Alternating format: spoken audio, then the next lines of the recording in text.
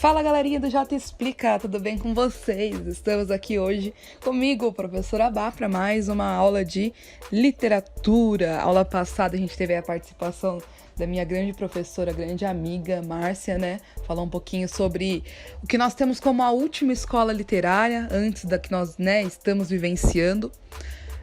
Falando aí sobre o pré-modernismo e sobre o modernismo, tá? Passa-se o modernismo, agora nós vamos iniciar um novo tema, tá? Então nós vamos falar um pouco sobre a literatura contemporânea. Passando aqui o slide, a gente pode, tem algumas características da literatura contemporânea no geral. Então vamos assim, falar sobre literatura contemporânea é muito complicado. Por que é complicado falar sobre literatura contemporânea? Porque a gente não pode conceituá-la. Como assim a gente não pode conceituá-la? Gente, a gente conceitua, assim, de uma forma bem superficial. Acho que uma das melhores definições de literatura contemporânea é falar que é a literatura nos dias atuais. Então, a literatura contemporânea é a literatura dos dias atuais, tá? Mas ela ainda não tem uma nomenclatura definida. Como assim ela não tem, uma literatura, uma nomenclatura definida? Bom, nós temos o romantismo, que teve esse nome diante ao seu conteúdo. Nós temos o barroco, que leva esse nome na arte, leva esse nome dentro da escola literária. Nós temos o classicismo, o arcadismo, assim como todas as escolas literárias que a gente já trabalhou. A literatura contemporânea, ela ainda não recebeu uma nomenclatura, porque ela ainda está acontecendo. Como que a gente pode definir? Como que a gente pode nomear algo que ainda está acontecendo? Por isso que falar de literatura contemporânea é difícil, porque não tem como a gente conceituar essa escola. É algo novo, é algo que ainda está acontecendo, tá? Mas a gente pode, a gente chama aí de literatura contemporânea de dias atuais, tá? Ou literatura pós-moderna também, assim conhecida. Pós-moderna porque vem aí após o modernismo, tá? Outra coisa, não existe uma data específica do início. Como assim não existe, Bá? Não foi depois que acabou o modernismo? Então, mas será que a gente não tá vivendo um pós-modernismo? Como que eu vou definir uma data? Ainda não tem uma data definida. Gente, a gente só consegue definir, só consegue caracterizar uma escola literária depois de fazer um longo estudo sobre ela. Não tem como se caracterizar algo que ainda, está em acontecimento. Por isso que a gente aí não tem uma data, de início dessa escola, beleza? E também, não pode se afirmar aí um autor principal. Por que a gente não pode afirmar o autor principal? A gente não tem grandes autores no nosso dia a dia? Rubem Fonseca, Ferreira Goulart, grandes nomes aí da literatura contemporânea. Como que eu não posso aí conceituar como o melhor escritor da minha época? Porque a gente vive, um mundo de modinhas, assim dizendo. Então a gente tem lá o hit do verão, sei lá, o hit desse ano. Rita, Rita. Enfim, a gente tem aí o hit. Esse hit, ele vai durar até o verão do ano que vem ou ele vai acabar nesse mesmo ano? Ele vai acabar, Assim também acontece com a literatura. Então nós temos aí grandes livros, mas que depois de um tempo dão espaços a outros livros. E aí a gente não tem, autores principais. Nós temos diversos autores, um conjunto de autores que escrevem literatura contemporânea, tá? Então a gente não conceitua o principal autor ou nada do tipo. A gente, não define isso. Nós temos aí diversos autores. É um período de diversidade, então a gente tem aí uma grande diversidade dentro dos textos, tá? Diversidades de gêneros, diversidades de tipologias textuais. Então, é uma literatura muito diversificada, tá? E não tem um estilo predominante, A gente ainda não estudou a fundo a escola literária, portanto, ela ainda não tem, um estilo predominante aí de literatura, assim como era lá no parnasianismo, que era poesia, ou assim como era no realismo, que era texto em prosa. Aqui a gente ainda não tem um tipo, textual predominante, beleza? Não tem um estilo predominante. Aí nesse segundo slide, a gente já começa a falar das características. Ué, Bá, mas você não me falou que não tem como caracterizar algo que ainda não foi estudado? Exatamente. Então eu já deixo aí bem explicado que essas características elas podem sim mudar tá? Essas são características aí que até o momento acontecem dentro dos textos literários aí da nossa literatura contemporânea. Salvo, né, que eu esqueci de falar, que quando o Enem ou outro vestibular ou um concurso cobra questões de literatura contemporânea, como não tem uma data específica, no enunciado da questão, ele vai te dar uma data de referência, tá? Então sempre vai vir referenciado com uma data, para não confundir a cabeça e ajudar a gente aí a responder essas questões. Então sempre que a gente trata de literatura contemporânea, a gente está tratando, né, de algo incerto, algo que pode sim mudar, tá? Então essas características eu já deixo bem claro que elas podem sim mudar, beleza?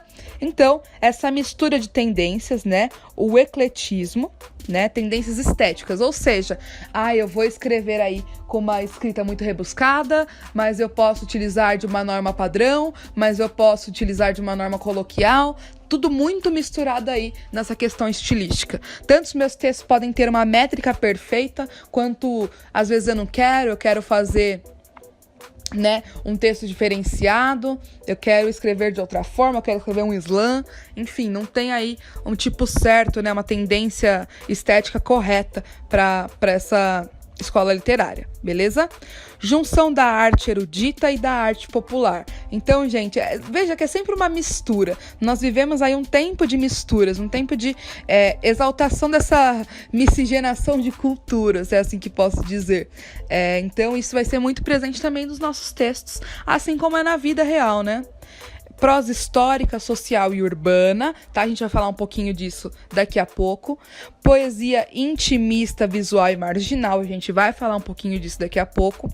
Temas cotidianos e regionalistas, muito importante, né? Os temas sempre retratando aí o nosso cotidiano e sempre bem regionalista, ou seja, quem é lá do Nordeste normalmente escreve textos sobre o Nordeste, assim como Ariano Suassuna, grande nome. Quem é aqui do Sudeste escreve textos sobre o Sudeste, textos sobre a vida no Sudeste, assim como fez Carolina Maria de Jesus, grandioso nome da nossa literatura. Então a gente tem muito presente essa coisa de regionalismo, tá?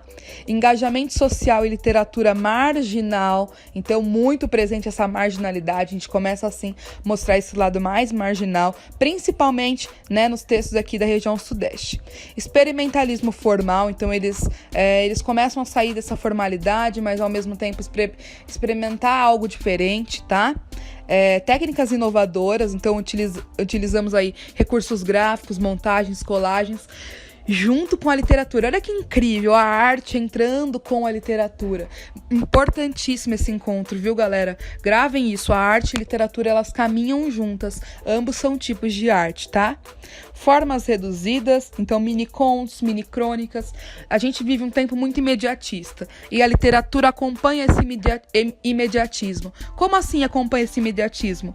Se eu tenho pouco tempo para ler, então eu vou reduzir meu texto para, né, me dar aí uma qualidade de tempo maior, para eu poder curtir mais, né, a literatura. E aí eles reduzem o tamanho dos textos. Lá nos séculos passados, quando a gente tratava aí do romantismo, que prolongava os textos, aqui na literatura o tempo de leitura tá escasso. Então eles diminuem os textos, tá? Então muito presente essa questão de formas reduzidas, tá? Intertextualidade e metalinguagem sempre presente aí dentro da literatura como um todo, beleza? Então essas são as características aí da nossa literatura contemporânea, né? Salvo que elas mudam com o tempo, tá? Então vamos lá. Narrativas, diferentes linhas temáticas, né? Esse aí, nosso próximo slide. A violência e o submundo das grandes cidades. Ou seja, vamos falar um pouco aqui do que se tratam as narrativas aí da nossa contemporaneidade. Então, nós temos diversos tipos de narrativa, né? O primeiro tipo é a violência e o submundo das grandes cidades. Então, textos que tratam da violência, textos que tratam das grandes cidades. Acabei de falar de regionalismo e a gente vê muito isso, né? Rubem Fonseca faz muito isso, mas eu trouxe um exemplo melhor, que eu acho que todo mundo conhece, né? Ou já viu o filme, já ouviu falar da Cidade de Deus, né? Cidade de Deus, um livro aí, um grande autor, Paulo Lins, que traz essa violência, traz esse submundo das grandes cidades, mostra aí a marginalidade. Então a gente tem textos que apresentam isso, beleza? Dentro da nossa nossa literatura contemporânea. Aspectos psicológicos, então nós temos textos que também tratam desses aspectos psicológicos, né? E mais intimista, tá? Então, uns textos mais introspectivos, que tratam mais aí dessa questão psicológica, beleza? Nós temos também a ficção histórica. Como que funciona essa ficção histórica? Eu pego um momento atual e eu crio personagens fictícios para viver este momento atual. Como assim? A gente está vivendo aí a pandemia do coronavírus, né? Então eu vou escrever um livro sobre essa pandemia e eu crio personagens fictícios, mas o espaço e o tempo são nessa pandemia no ano de 2020. Então vocês estão vendo que eu pego fatos reais e misturo com ficção? Então essa é uma característica aí da literatura contemporânea e é um tipo de texto muito presente. Assim fez Antônio Calado, né?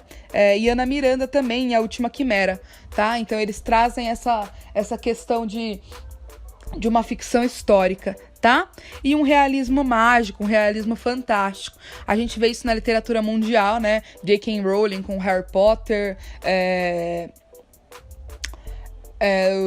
Chesterton, grandes nomes aí, Tolkien, grandes nomes da nossa literatura de saga que a gente conhece, né? A gente tem aí grandes sagas muito conhecidas, A Seleção, Jogos Vorazes, enfim, a gente tem diversas sagas. Eu não sou a pessoa mais fã de saga para saber diversos nomes, mas isso acontece também, né, dentro da nossa literatura aqui brasileira, tá? Um realismo mágico, um realismo fantástico, tá? Passando para o próximo slide, a gente também tem as poesias, tá? As poesias aqui dentro da nossa literatura contemporânea são poesias que tratam de um concretismo, né? Então elas tratam de algo mais concreto, não é algo tão, como que eu posso, subjetivo, é algo mais concreto, tá? Então a gente tem poesia praxis, poema processo, neoconcretismo, tá? Isso a gente vai tratando melhor nos próximos vídeos, tá? Mas a poesia aqui, ela não é tão grande quanto a narrativa, mas a gente ainda não pode conceituar a escola. Vai que no futuro a poesia fale mais alto, né, do que a nossa narrativa. Beleza? Salvo aqui um grande livro de poesia contemporânea, né? Grande nome que a gente conhece, Racionais MC, Sobrevivendo no Inferno. Grande nome aí da nossa literatura contemporânea, né? Um grupo de rap fazendo arte, tá? Então olha que incrível isso, né? Isso é uma poesia concreta, é uma poesia aí que mostra a realidade, tá? E falando um pouquinho aí sobre o contexto poético, beleza? A poesia produzida no contexto da ditadura militar, tá? Então a gente tem essa poesia produzida nesse contexto que vai trazer essa denúncia da ditadura militar, beleza? Né? Que contraria aí o sistema, né? Uma poesia aí de contexto mesmo, uma poesia de contestar, uma poesia de contestação, tá? Nós temos a poesia social, que traz aí uma parte mais politizada, uma parte mais ideológica, uma parte de denúncia. A gente vê Sérgio Vaz trazendo isso, um nome incrível da nossa literatura, que escreveu tanto literatura social quanto escreve poesia marginal, tá? Então a gente tem esse grande nome aí. Nós temos a poesia marginal, que fala aí da contracultura. Então nós temos uma cultura muito elitizada, uma cultura pregada para a elite, e agora nós temos essa contracultura que é o gueto tendo voz. É o que eu falei dos Racionais MCs, é o que eu falei do poeta Sérgio Vaz, que é essa contracultura, é trazer a arte, né, para mais próxima a nós, é trazer a arte, uma questão mais pro gueto também, não só para a grande elite, para a grande sociedade. Bom, então nós temos aí essa contracultura fazendo grande parte aí da nossa poesia, né, contemporânea. E há ainda, né, além dessas pessoas que escreveram durante a ditadura, desses poetas que escrevem agora, os poetas líricos, né, que não se filiaram a nenhum grupo poético. Então eles não se consideram poeta social, não consideram que fazem poesia marginal e não escreveram durante esse período ditatorial. Então nós temos ainda esses poetas líricos, né, que não se enquadram em nenhum grupo, se assim eu posso dizer, tá? Então olha que rica a nossa literatura contemporânea, né? Olha que rica a nossa cultura nos dias atuais. Ela ainda existe e a gente tem que exaltar sim a literatura contemporânea. A gente não tem falado sobre ela e é de extrema necessidade que as pessoas conheçam a arte atual do nosso país, beleza? Essa foi a aula de hoje, eu espero que vocês tenham gostado. Lembrando que nós temos aula aqui no canal de terça até os finais de semana. Então eu espero que vocês tenham gostado do vídeo. Um beijo e até a próxima aula.